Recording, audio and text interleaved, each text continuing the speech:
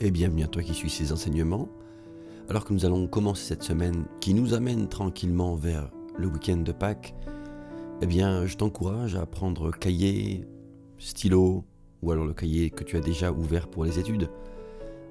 Nous apprécions au Centre évangélique Concordia donner la possibilité, au travers de courts enseignements, de se plonger plusieurs jours d'affilée dans la parole de Dieu. La parole de Dieu est notre lumière, une lampe sur notre sentier, et de s'y exposer régulièrement, quelle que soit la thématique, cela vient rafraîchir notre âme, rafraîchir nos pensées. Ça vient y déposer la foi dont nous avons besoin pour avancer. Alors dans cette semaine, on aura 5 étapes, 5 enseignements, et on peut appeler ça quelque part, comme je l'avais dit lors du message, qui parlait déjà de cette thématique, puisque les enseignements sont extraits d'un message, mais on ira un peu plus loin du coup. On appelle ça de la typologie.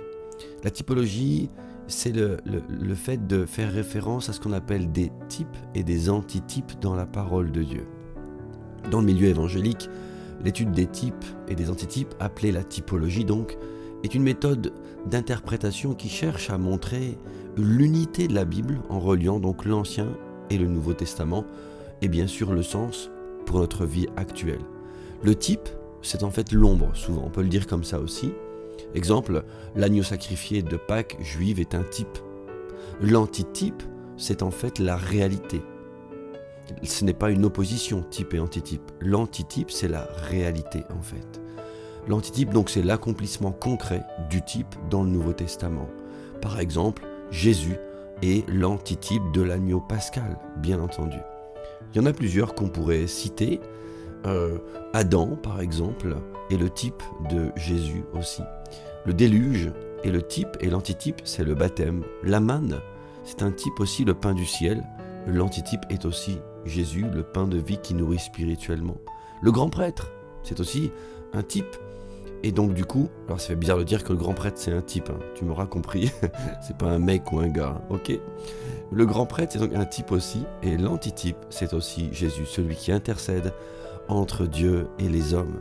Et c'est important de comprendre cela, ça va asseoir tout ce qu'on va donner comme exemple, parce que là ce qu'on va prendre comme situation, c'est une situation qui bien sûr est relative à Pâques, puisque nous approchons de Pâques, mais qui encapsule, c'est comme une graine dont l'ADN contient tout.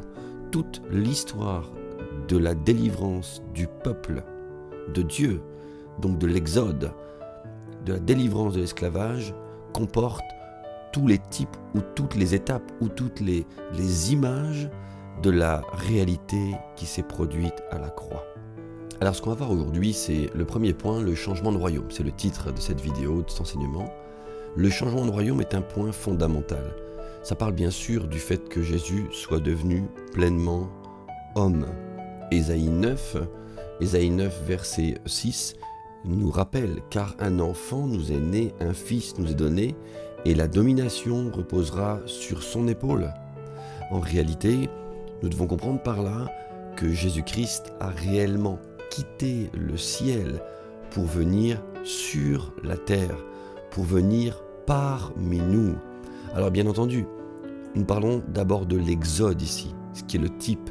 Et que se passe-t-il dans l'Exode ? Nous voyons que Moïse a quitté son peuple d'origine pour aller lui aussi dans le peuple des ennemis. Et c'est cette illustration au travers de ce geste, de cette situation, que Dieu démontrait déjà ce qu'il allait faire avec Jésus. Si nous regardons donc dans Exode 2, versets 3 à 15, je ne vous lirai que 3, 4. Ne pouvant plus le cacher, on parle ici de cacher le bébé, Moïse, elle prit une caisse de jonc qu'elle enduisit de bitume et de pois. Elle y mit l'enfant et le déposa parmi les roseaux sur le bord du fleuve. La sœur de l'enfant se tint à quelque distance pour savoir ce qui lui arriverait.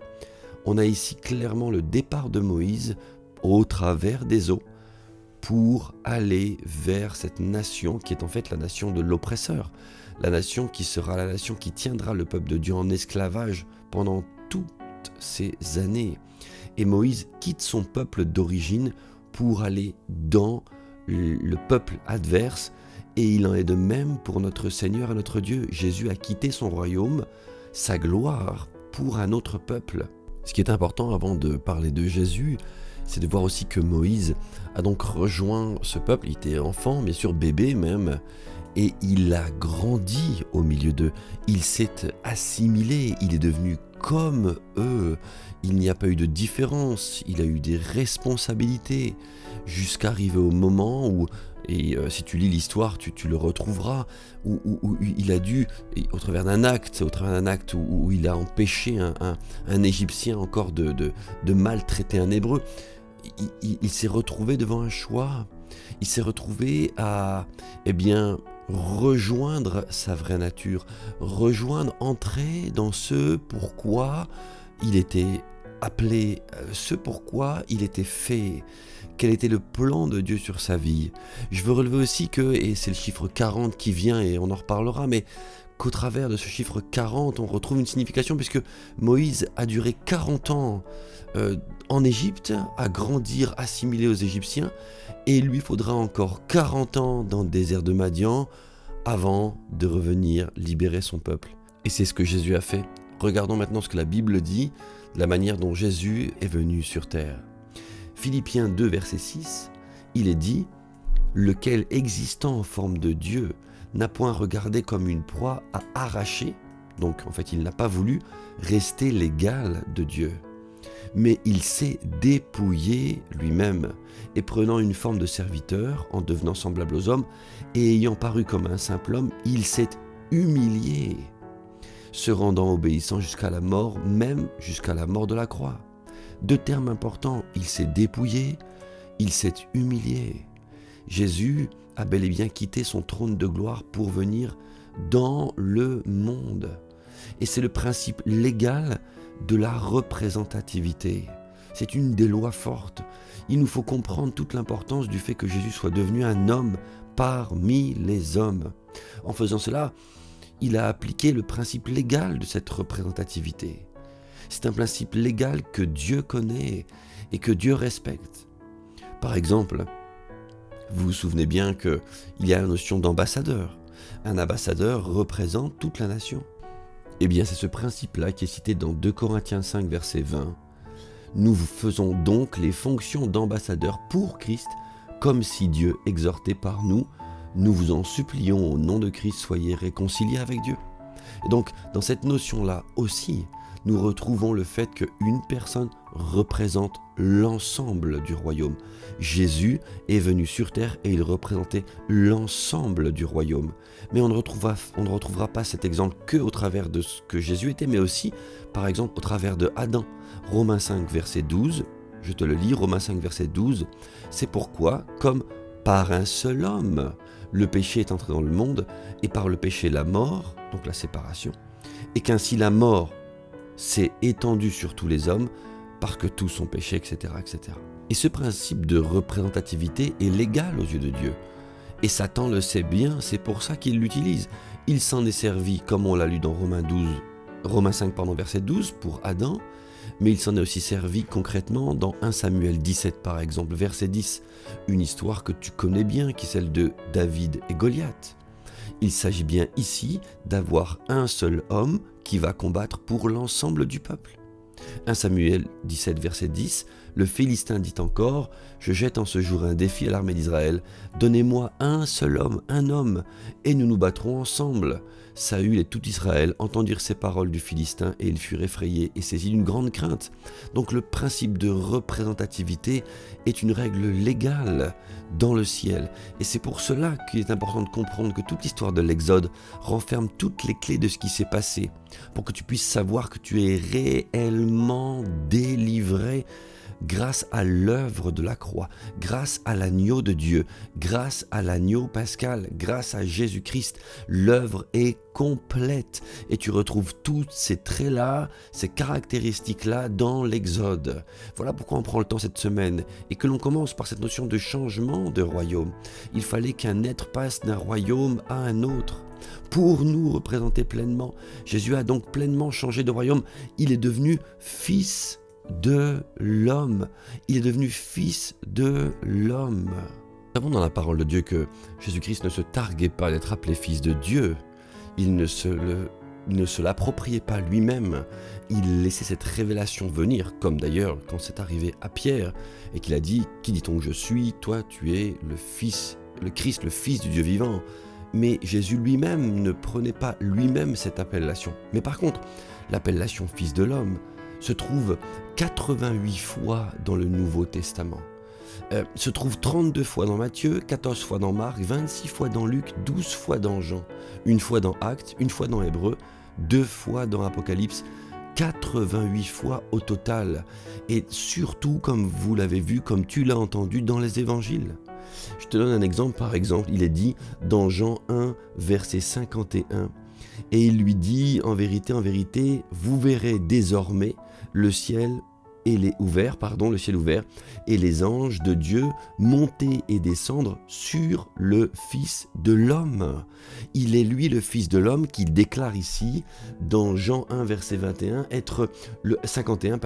être le pont, être réellement le lien entre le ciel et la terre. Le ciel est ouvert au-dessus, non pas de quelqu'un qui serait venu sur terre en restant un petit peu Dieu, non, clairement étant un fils de l'homme, un fils de l'humanité. Comme je l'ai dit au début, un enfant est né, un fils nous est donné. Autre passage, très fort d'ailleurs dans Matthieu 9, verset 5, rappelle-toi, c'est quand le paralytique descend au milieu de la maison, et puis il sent bien que les gens sont troublés parce qu'il a dit « tes péchés te sont pardonnés ». Alors il dit, Matthieu 9, verset 5, « car lequel est le plus aisé de dire ? Tes péchés sont pardonnés, ou de dire lève-toi et marche, afin que vous sachiez que le Fils de l'homme a sur la terre le pouvoir de pardonner les péchés. Lève-toi, dit-il, au paralytique, prends ton lit et va dans ta maison. » Et le paralytique se leva. Le Fils de l'homme ici a même le pouvoir de pardonner les péchés. On aurait pu dire, juste cette fois-là, il est Dieu, puisqu'il pardonne les péchés. Non, il est appelé Fils de l'homme. C'est bien ici la représentativité parfaite de ce que Jésus a fait pour toi et pour moi. Il est venu sur terre. Si Jésus n'était pas venu parmi nous pour nous représenter, devenir nous, le salut ne serait jamais entré dans l'humanité. Note bien ceci. Moïse a passé 40 ans dans le désert de Madian pour être transformé et devenir berger, mari et père même, avant d'être appelé par Dieu pour libérer les Hébreux.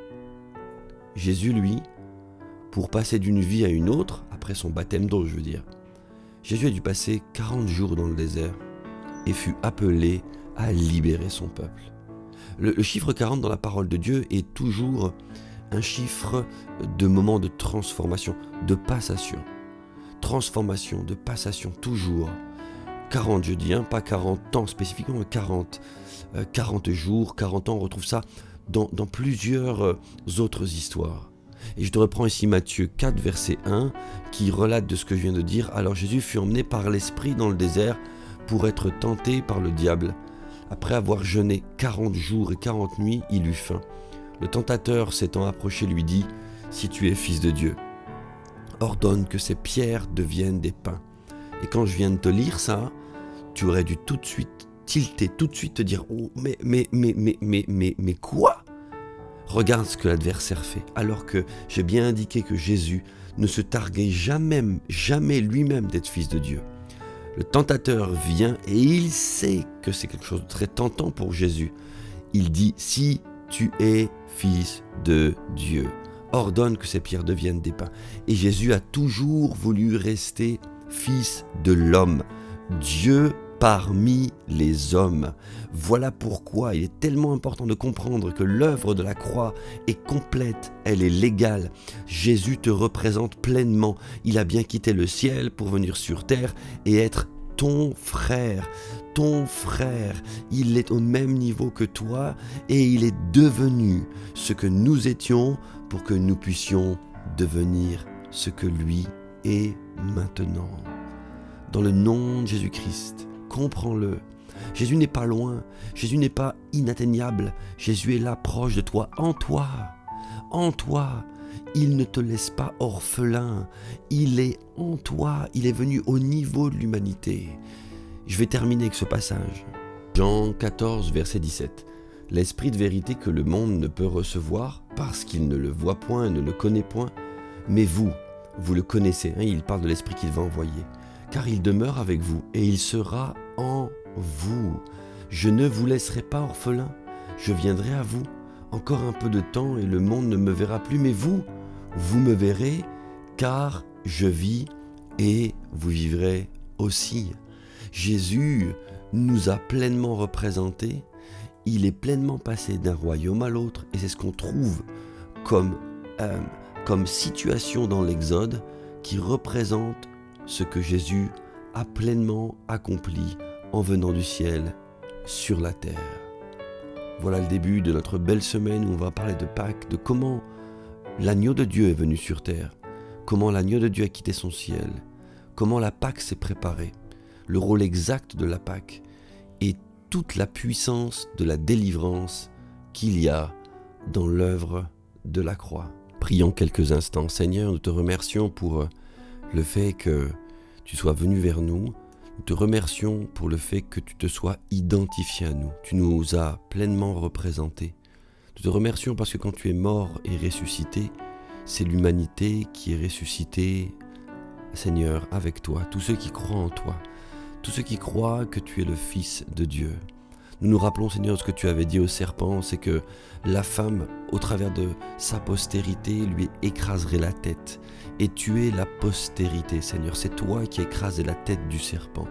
Et nous trouvons en toi, malgré nos faiblesses, nous trouvons en toi, eh bien, Seigneur, la stature parfaite d'enfant de Dieu. Tu nous as fait asseoir avec toi, Jésus, auprès du Père. Tu nous as fait asseoir à la droite de Dieu. Nous sommes en toi et toi tu es en nous parce que tu es venu vers nous. Et qu'en remontant au ciel, alors tu as ouvert le ciel pour que nous naissions de nouveau et que nous soyons pleinement en toi et toi en nous. Et nous pouvons dire avec les paroles de l'apôtre Paul, je sais que rien ne nous séparera de l'amour de Dieu manifesté en Jésus-Christ, son Fils. Rien ne nous sépare parce que nous sommes fusionnés avec toi. Nous te bénissons, Jésus, d'avoir quitté ton ciel et d'être venu vers nous. Et nous voulons apprendre à marcher avec toi. Dans le nom de Jésus-Christ, j'ai prié. Amen.